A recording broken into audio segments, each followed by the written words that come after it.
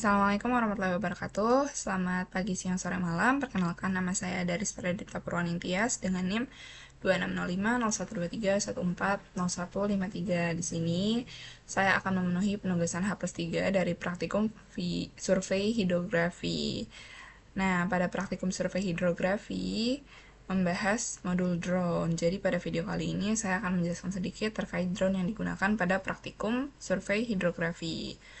Nah, drone yang digunakan ini adalah DJI Phantom 4 Pro V2.0 yang termasuk dalam kategori UAV atau Unmanned Aerial Vehicle.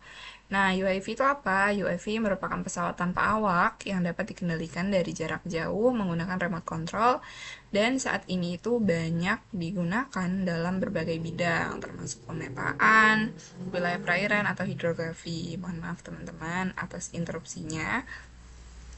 Kemudian dalam survei hidrografi, drone itu digunakan untuk membantu pengambilan data visual dari udara yang biasanya itu berupa foto atau video, kemudian nantinya digunakan untuk pemetaan area pesisir, sungai, atau wilayah perairan lainnya, tergantung juga dari kebutuhan si pengguna. Nah, selanjutnya terkait keunggulan nih. Keunggulan penggunaan drone sendiri dibandingkan dengan metode konvensional itu salah tiganya adalah yang pertama lebih cepat dalam pengambilan data, yang kedua dapat menjangkau area yang sulit diakses, yang ketiga menghasilkan data dengan resolusi tinggi. Dengan drone dapat diambil nih gambaran kondisi permukaan secara lebih detail dan efisien. Selanjutnya setelah membahas keunggulan akan dibahas bagian-bagian dari drone pada khususnya DJI Phantom 4 Pro V2.0. Pertama, pada bagian utamanya yaitu body atau unit drone-nya. Nah, bagian ini terdapat 4 motor dan baling-baling. Fungsinya itu untuk menghasilkan gaya angkat sehingga drone itu bisa terbang. Nah, setiap baling-baling itu punya pembeda warnanya, yaitu silver dan hitam. Tujuannya untuk mempermudah pemasangan agar tidak tertukar. Dan baling-baling ini tuh beda warna, beda arahnya teman-teman. Maksudnya arah putarnya. Nah, yang kedua itu ada sensor pada bagian depan, belakang, dan bawah drone-nya. Sensor ini berfungsi untuk mendeteksi hambatan atau objek di sekitar, sehingga drone dapat menghindari tabrakan secara otomatis atau memperlambat gerakan saat mendekati objek. Yang ketiga ada kamera tentunya untuk mendeteksi. Yang terpasang di bagian bawah drone digunakan untuk mengambil foto dan video dari udara dengan kualitas tinggi. Yang keempat ada gimbal atau stabilizer-nya, di mana fungsinya untuk menjaga kestabilan kamera agar hasil gambar tetap halus dan tidak goyang meskipun drone sedang bergerak atau terkena angin. Nah, yang kelima baterai yang merupakan sumber daya utama drone. Dengan kapasitas baterai itu menentukan waktu lamanya terbang. Biasanya sekitar 20-30 menit tergantung kondisi.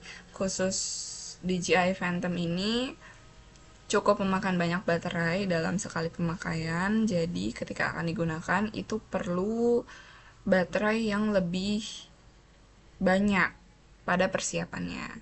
Nah, terakhir ada remote control atau controllernya yang digunakan untuk mengendalikan drone sekaligus layar untuk memantau tampilan kamera secara langsung. Nah, sebelum dilakukan penerbangan, kita harus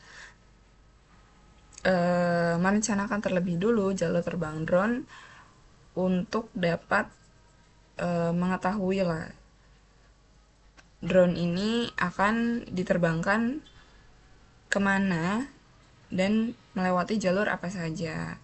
Perencanaan ini dilakukan melalui aplikasi DJI Terra, di mana pada aplikasi ini kita bisa menentukan area yang dipetakan, mengatur ketinggian terbang, menentukan jalur otomatis atau flight path, serta mengatur overlap foto untuk kebutuhan pemetaan.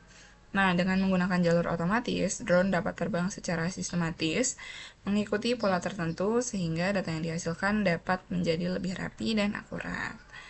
Kemudian, ada langkah-langkah awal untuk menyalakan dan menerbangkan drone, di mana yang pertama dinyalakan terlebih dahulu remote controlnya supaya drone dapat langsung terhubung dengan controller ketika dinyalakan.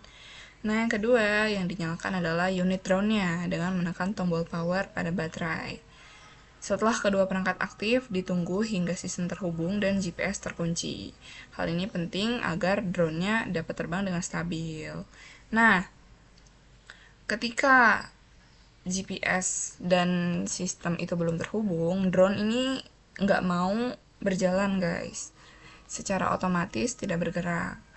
Selanjutnya dilakukan pengecekan, yang pertama koneksi sinyal, sensor dan kamera, kemudian area sekitar itu aman untuk lepas landas. Setelah semuanya siap, drone dapat diterbangkan baik secara manual maupun menggunakan jalur otomatis yang sudah direncanakan sebelumnya.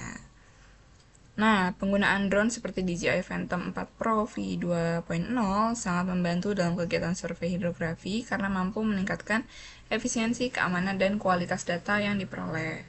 Dengan memahami bagian-bagian drone, cara perencanaan jalur, serta prosedur pengoperasian dari drone ini, dapat dimaksimalkan juga penggunaan teknologi dalam kegiatan survei pada lapangan, khususnya mungkin survei hidrografi. Sekian penjelasan dari saya, kurang lebihnya mohon maaf. Wassalamualaikum warahmatullahi wabarakatuh. Mungkin saya akan input beberapa gambar sebagai contoh hasil dari penggunaan drone. Terima kasih. Selamat pagi, siang, sore, malam.